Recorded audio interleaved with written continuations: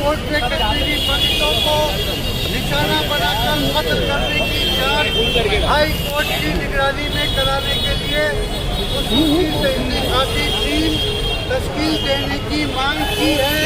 हम उसकी भरपूर हिमायत करते हैं। कश्मीरी पंडितों की नकल मकानी पर सख्त तशवीश का इजहार करते हैं और हुकूमत से उसको फौरी तौर पर रोकने का मुतालबा करते हैं। बंद करो, बंद करो, बंद करो, बंद करो,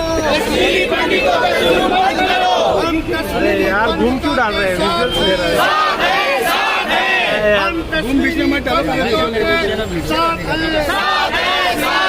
हम कश्मीरी पंडितों के साथ हैं। रज़ा अकेडमी का मुतालबा है कि कश्मीरी पंडितों पर जो जुल्म हो रहा है उस पर फौरन रोक लगाई।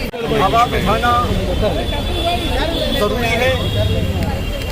कश्मीरी पंडितों के साथ पूरे मुल्क का मुसलमान उनके साथ खड़ा हुआ है और हुकूमत से हमारा ये मुतालबा है कि उनके क़याम के लिए कोशिश करें कि वो वहाँ पर रुकें और जो कश्मीरी पंडितों पर जुल्म कर रहे हैं उनके साथ सख्त कार्रवाई की जाए।